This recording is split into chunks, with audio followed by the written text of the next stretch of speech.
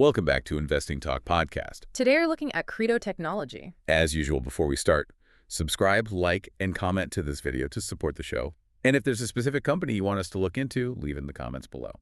So let's get into the analysis. When we look at Credo, the narrative really starts and ends with hypergrowth. Yeah. I mean, the core takeaway right now is just the sheer magnitude of their revenue expansion. It's been, well, nothing short of explosive. Explosive is definitely the right word. If you look at the headline numbers from their fiscal year 2025, which wrapped up in May, the revenue jumped by a staggering 126% year over year. It did. That brought their total revenue to, what was it, $436.8 million for the fiscal year. And that 126% figure it's remarkable, especially for a company in hardware and connectivity. But to really grasp how massive this is, you need to zoom out a bit. You do. This isn't just a flash in the pan. Right. It's the whole journey. I mean, if we rewind just 4 years back to fiscal 2021, their revenue was, what, just $58.7 million? A fraction of what it is now. So you compare that to the $436 million today.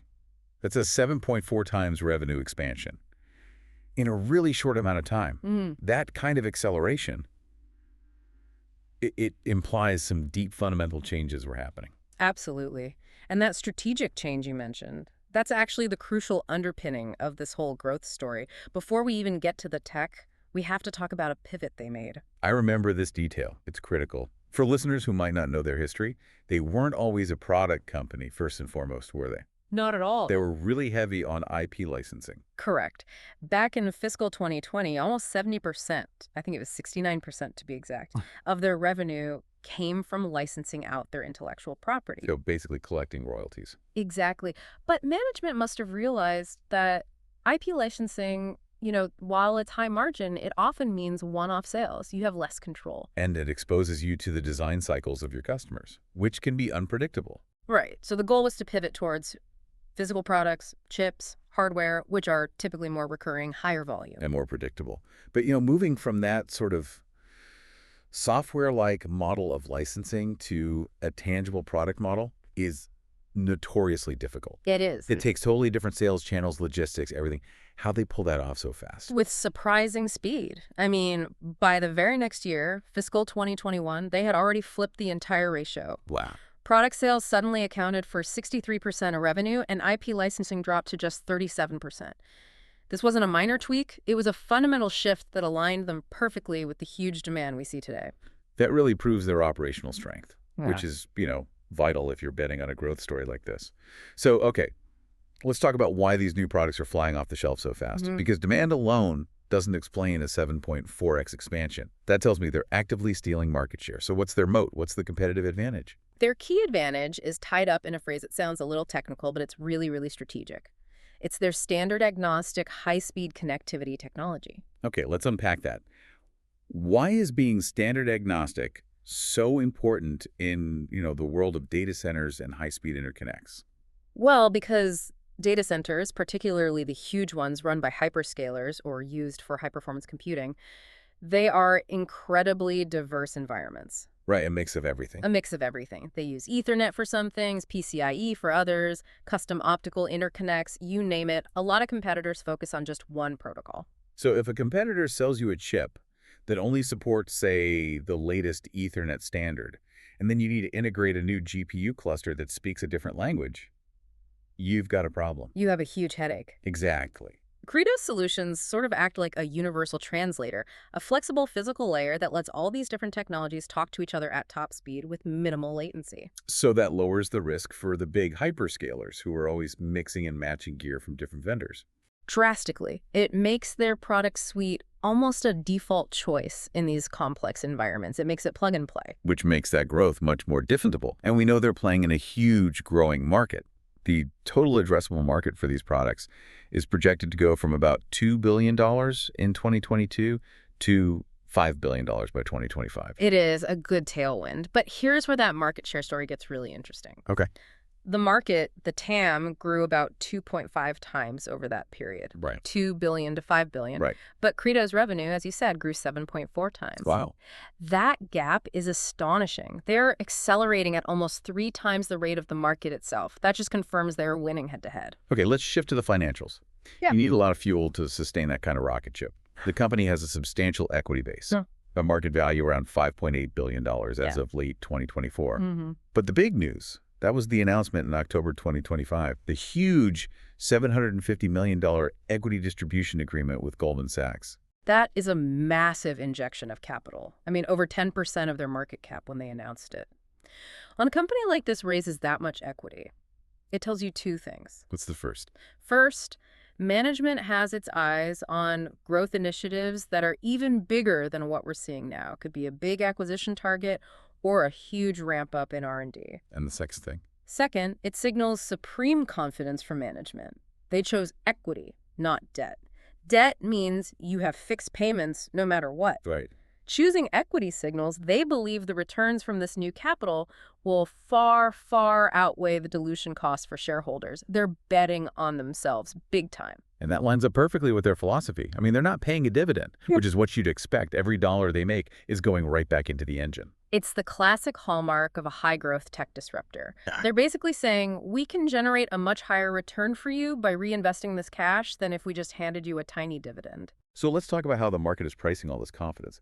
If we take that $5.8 billion market value and put it against their annualized revenue of $436.8 million, that gives you an implied price-to-sales ratio of about 13.3x. And that 13.3 number, that can make investors pause. It sounds expensive. It does. I have to challenge you on that. If that 126% growth suddenly falls off a cliff, that 13.3 multiple it falls apart. How do you defend that valuation?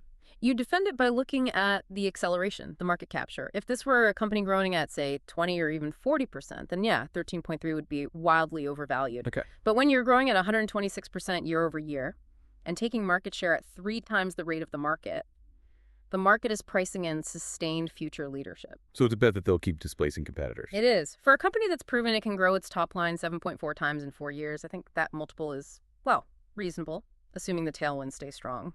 Which brings us to the biggest catalyst of them all, the AI and HPC infrastructure build-out. This is it. This is the massive multi-year shift that plays perfectly into their hands. Just think about what's happening in AI. Everyone is desperate for compute power. Desperate. They're stacking GPUs like never before. But here's the thing. A cluster of powerful GPUs is only as fast as the network connecting them. So the bottleneck moves. It's not about the chip anymore. It's about how fast you can shuffle data between all those chips. Yeah. Connectivity becomes the absolute critical path. Precisely. We are talking about bottlenecks in data center interconnect, or DCI, and the really complex GPU-to-GPU communication you need for training these huge models. And Credo's tech is perfectly suited to solve that headache. Perfectly. They ensure all that expensive compute power isn't just sitting there waiting for data. Yeah, that $750 million deal. Yeah. It's not just about funding. It's a signal of institutional flow, right? Underwriters don't structure a deal that big without having demand lined up. It's a massive vote of confidence from the big players. And for you listening, if you're tracking the calendar, the next big moment is their Q1 FY 2026 earnings. When's that expected? Around December 2025, maybe January 2026. And that report is going to be crucial. It's the first real look at how those AI tailwinds are actually translating into forward guidance. Okay, we've laid out an incredibly strong bull case. We have to balance it. What's the biggest potential headwind? What's the bear case that could derail this story? Risk number one is the obvious one, but it's often the most painful for investors: growth deceleration. Right. That 126% growth is, well, it's fundamentally unsustainable. It'd have to slow down eventually. The market has priced them for aggressive growth. So if they were to announce, say, only 50% growth next quarter, even though that is an objectively phenomenal number for almost anyone else, the market would punish them. It would, because the market is pricing in perfection. If growth drops too quickly, even to 50 or 60%, it suggests their momentum is slowing, and the valuation multiple would likely get re-rated downwards very quickly. The saving grace there is that the overall market is still expanding so fast. The TAM growth gives them room to grow at 50 to 75% for a while, even if 126 is in the rearview mirror. That's the mitigation, yes. Now, risk number two is a common one in this space: customer concentration. Historically, a huge chunk of their revenue, between 67 and 75%, has come from North America. We're talking about a handful of major OEMs and hyperscalers. So they're highly dependent on the spending habits of just a few massive companies. Yeah. If one of those big customers decides to slow down CapEx, or, even worse, decides to develop their own in-house solution, Which they can. that could create a significant and very rapid revenue headwind. That is the core danger. These customers have the resources to change strategy on a dime. But I guess the mitigating factor there is that standard agnostic tech we talked about. Yeah. Their revenue might be concentrated in a few customers, but within those customers, they serve a lot of different use cases. Exactly. And the fact they grew 126% suggests the customer base is broadening, or at least the use cases within those customers are. It makes the concentration a little less fragile. So to synthesize this thesis then, you've got a company that successfully pivoted its business model, which led to this exceptional revenue expansion. Powered by a critical, defensible connectivity moat. They're capitalizing on massive AI and HPC tailwinds, and they're backed by this huge financial conviction shown by the $750 million equity raise. And all that together, it creates a very compelling multi-year growth story. We see this supporting a solid 12 to 24-month holding thesis for investors who are comfortable with that valuation premium and who believe management can keep delivering high double-digit growth. Which brings us back to the foundational idea for you, the listener, to really consider here. For the next few years, the biggest constraint is not going to be the supply of powerful GPUs. It's going to be the ability to connect them. When compute power becomes a commodity, the infrastructure that enables it, the physical components that Credo makes, that becomes the most valuable asset. That connectivity arms race ensures this tailwind is just getting started. An excellent way to frame it. And thank you for joining us for this analysis. Remember to subscribe and join us for our next discussion.